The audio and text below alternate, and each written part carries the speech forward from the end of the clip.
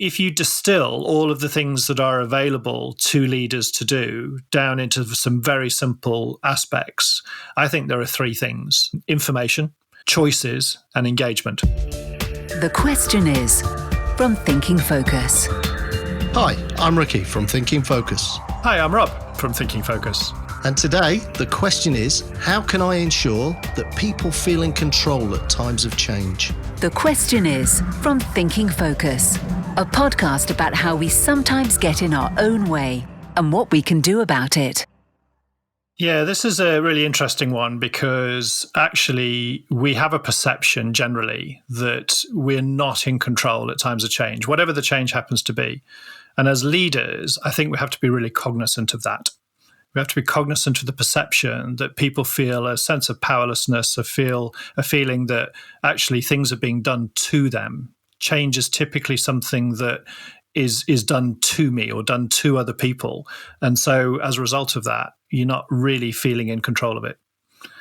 So there's kind of a victim mentality then where change is concerned sometimes. Yeah, I think so, because you definitely feel like you're on the receiving end of it. You know, you weren't the person who instigated the change. You weren't the person who made some decisions about it. You're not really fully cognizant of all of the information. What's the purpose? Where are we going? Why this change? So that, you know, you can hear just from the way that I'm using that language, it sort of feels victim. And in context of how that might play out in some of the behaviours of people affected by change, What might we see as leaders? What indicators might there be? How might that manifest itself?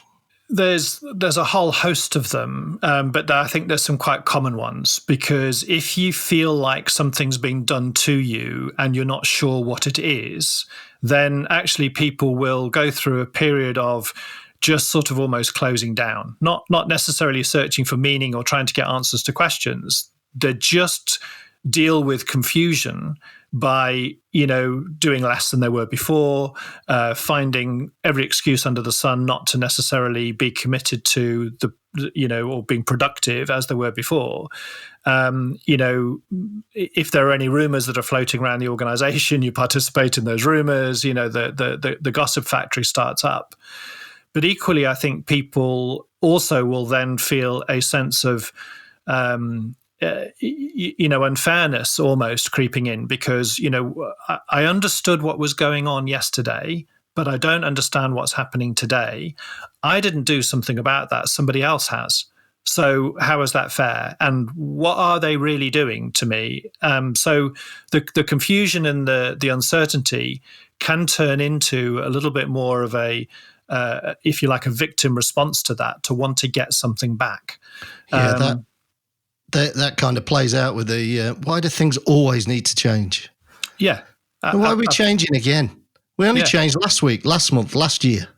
And not another restructure. Do they not know what they're doing? Absolutely. And those memories, you know, because we've all got thoughts running around in our heads. And if every single previous memory of a change happening in the organization, or even historically previous organizations, if those experiences have not been good experiences for us, guess what? We're not necessarily going to think that this experience is going to be good, because we're going to be conditioned by that previous poor experience. And that also shapes the reactions that we have in future change, that learned behavior, that learned response, whether that's, you know, because of course there are people that love change. Sure, absolutely. You know, and there'll be people who'll be waiting for change. And, you know, we have to sort of be cognizant of that as well, and control those very keen people to make sure that they're not just charging off in the direction of their own choosing, but that they do have clear instruction, clear guidance, you know, some certainty about what it is that the company or the business or the team might be expecting of them, so they don't just sort of, you know, charge off into the wilderness and leave everybody else behind, and maybe not even necessarily working on the right thing, because they are just, you know, welcoming of change. Yeah. But actually, the bigger issue for leaders in organizations are bringing other people along, are helping those people in the organization who have this perception that actually I'm on the receiving end of this. I'm not sure what I'm supposed to be doing. I think I was sure yesterday, but now I'm not. And so as a result of that, I'm either not going to do anything at all, or I'm going to end up doing the wrong things. Yeah, because we sort of, part of getting some control back is to go, well, in the absence of clarity, I think I'll just work on this then. Either the thing that I was doing yesterday, which is no longer required, or something of my own choosing because it makes me feel better.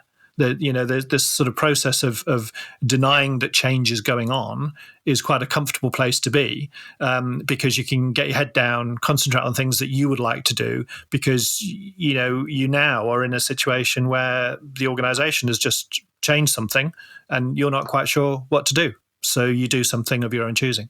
So actually then, there are some implications to organizations when we don't empower people, if you like, to manage this change process. So we end up with inertia, we end up with reduced productivity, we end up with waste, i.e. we're focused on the wrong things at the wrong time. So, okay then, so as leaders then, what can we do, Rob? How can we ensure that people do feel in control in these times of change? What tools can we give them?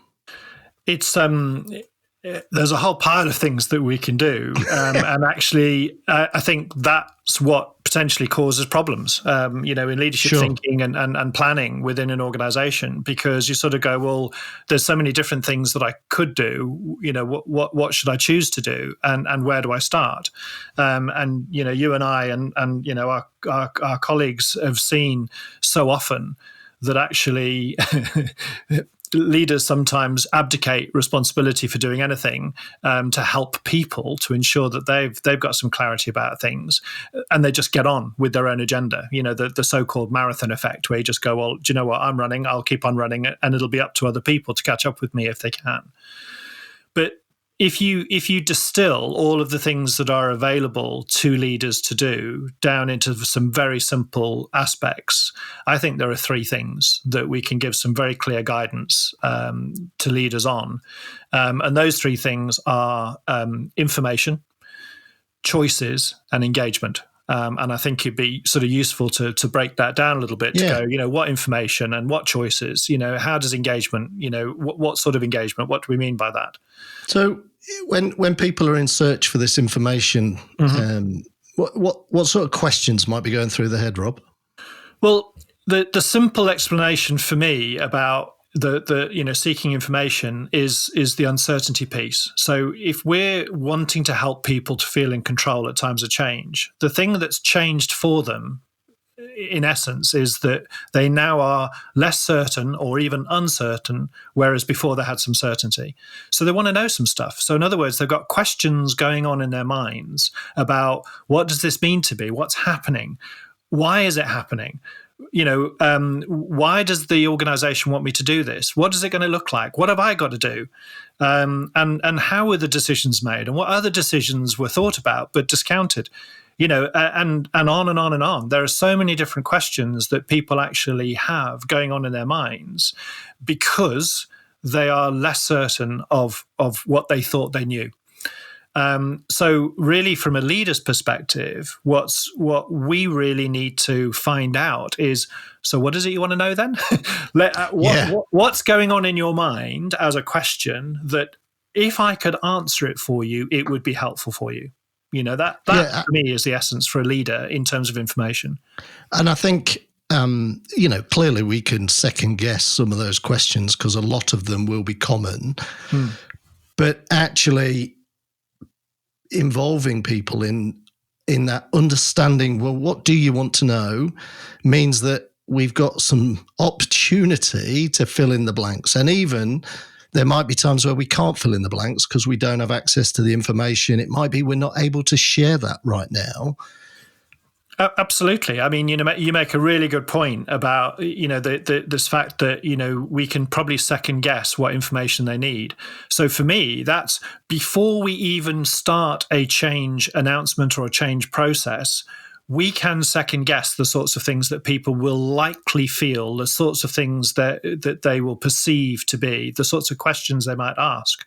And wouldn't it be good if we could build that sort of element of questioning into our preliminary sort of information exchange, communication exchange. Go, you might well be asking questions like this.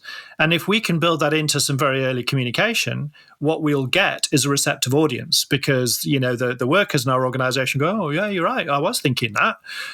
So thank you for starting to, A, understand that it's going to impact me, B, almost getting inside my head, because you sort of get that this is going to be unsettling for me. But obviously that's in the planning stage. At this stage where we're trying to give some control back, it's equally as important, where we then go back to people and go, so you may be feeling this, you may be asking that, you might be saying this to yourself, but let me ask you very specifically, what is it you want an answer to? What's the question that you got in your head that, if I could help you with it, is going to help you to move forward? That's the information giving. So what else do you want to know? What else do you want to know? Yeah. Okay. So we've provided some information. We've even consulted in terms of any gaps of the information that we may have gaps, and using our people essentially to help us plug those gaps. Yep. What you talked about at stage, or another alternative, is around choices. So what does that look like? So choices is really interesting, because if you think about what we're talking about during this podcast, it's all about helping people to feel in control. And one of the elements of, being on the receiving end of change and losing, feeling sort of powerless because we're not making the decisions, this loss of control piece basically means that we weren't given a choice. We're on the receiving end of something that somebody else decided and told us, you will be doing this on this date from now on. And you go, oh, well, thanks for the choice then, because you weren't given a choice. So how about then, as a leader, if we gave that choice back? And I don't mean wholesale, because that's not always possible. But the question that's really useful, I think, for leaders to think about here is, what choices can I give? It doesn't matter how small. What could I involve people in so that they feel like they've got a choice? There's a perception that is now reversed, because people think, actually, I don't have any options. Oh, hang on a second. As the leader speaking, let me just challenge that gently. What options do you actually have? What options would you like to have? What could you take control of? What would you like to be involved in? So part of this element of choice is to illustrate to people who have this perception of not being in control in times of change, to have a conversation with them, have an exchange with them, to go, what choices would you like? And here are some choices that I could suggest to you. Which one would you like? Because that immediately starts to dispel this I have no choice feeling. And I think if I can kind of play that back, what we're really doing with choices is giving you, the individual, the control to make at least some decisions in the process. You might not be in a position to change the fact that change is happening, but you can choose how you get involved in that. You can choose what information you want. You can choose even to make some small decisions within the greater scheme. But it all comes down to taking some control as an individual. Yes, absolutely. And giving the permission for them to do some of that. Yes, absolutely. We've got these 5 bits of work that need to be completed in this period of time. Where would you like to start? Because if it doesn't matter that those things don't happen in a particular order, put that caveat around it, then why go to somebody and go, here are the 5 things and I want you to do them in this order? Give the 5 things to the person and go, this is what I need. Here's the time frame. You choose how you want to do it. You choose who you want to work with. You choose what order do you want to take, so that immediately somebody goes, oh, okay, I'm allowed to make a decision here. So I'm feeling more comfortable about that. Okay. And that's the essence of it. And you talked about the final one of those 3 that you mentioned being engagement. So what would that look and feel like? So engagement is very closely aligned to choices. It's taking it sort of one step further in a way, where you're sort of going, how could I involve you in certain things so that you have this feeling of belonging, so that this feeling of control, or sort of lack of control or loss of control, is reversed completely? So an element of that is to decide up front from a leadership perspective about the things that people could be and should be involved in. So not just about giving them choices, but there are certain things that, in moving to a new way of working, or, creating a different sort of feeling within the team, or a structure, or whatever it happens to be. What are the things that actually people could get engaged with, so that as a leader, you're not having to do all of that planning and implementation yourself, but B, for the greater good, by getting other people involved in it and engaged in it, it means that they are now, they're productive, they are back in the decision making, they're back in control of certain things. So, I think some very easy questions that a leader could be questioning themselves with is, how could I involve my people, and what could I involve them in, for what purpose, so that we can, get this transition right, because we're taking somebody or a group of people from a position of feeling like they're completely out of control into a place where they're feeling like actually they are in control, they do have some choice, they are engaged, people care, they've got this sense of belonging, because when you're on the receiving end of change, there is a very easy perception that basically says, I've just had the door shut in front of me and I'm not allowed back in. And what we're really doing with engagement is going, oh, no, the door is open and you are part of the team, and you never were not part of the team. Sorry that you felt that perception, and let's reverse that. Let's do something about it.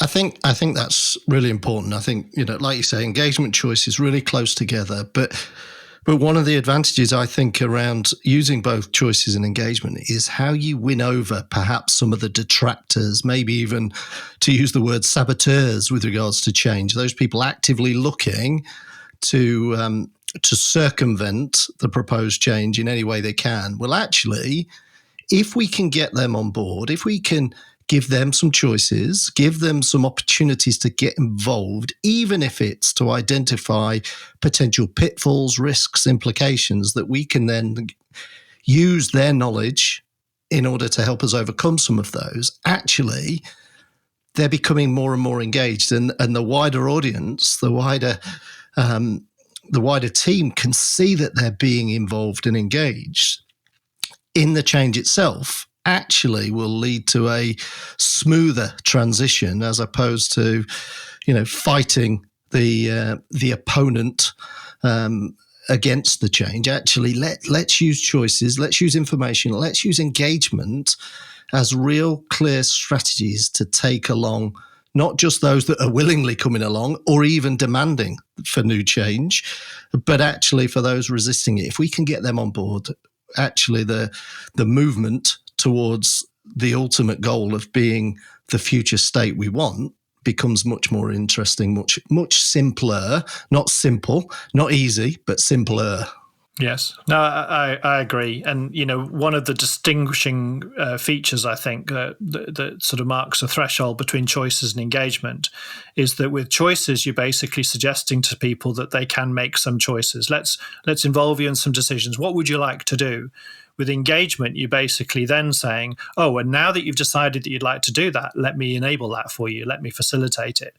Because sometimes I've been in a situation, I've had experience of people going, oh, yeah, here are some choices that you can be involved in. People make those choices and then they can't actually get involved. So it was a pretend choice. It was the leadership or the senior management of that organization going, oh, we're supposed to give choices here, aren't we? But they're pretend choices instead of the real thing. So the engagement piece is, now that you're making a choice, it's a legitimate one, and you are involved, you are engaged, and we can take this whole thing forward. Okay. And I like the point you make about saboteurs, because you and I have come across a few, haven't we, in our time.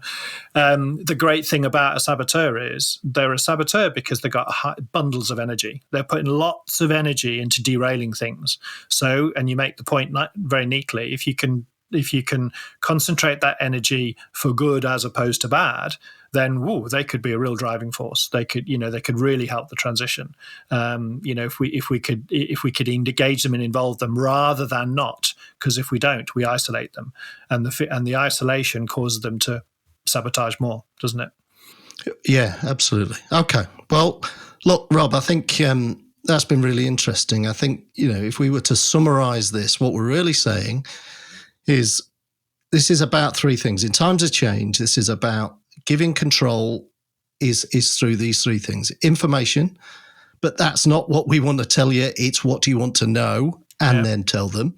If we can anticipate some of that stuff, all well and good. Let's understand what choices we can give them, but also let's invite what choices would they like to make within that process. Mm-hmm. And then, of course, the all-important engagement piece, that without that, people can't get stuck in. They can't help to transition from the current state to the future state. So let's find ways to get them stuck into the change that you're looking to affect. Would that be fair? Absolutely. Great summary. Okay. Okay, Rob. Well, thank you very much. Enjoyed that. Okay. And me. Until next time.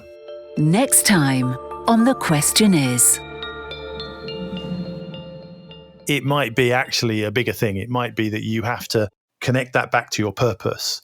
And so you can create a sort of an artificial reward to say, look, actually, when I've done this big thing, however difficult it was, I can really go tick, it's done. It's off my list. To find out how Thinking Focus can unlock the potential within your organization, go to www.thinkingfocus.com, where you'll discover more about the work we do, helping our clients increase productivity and enable change.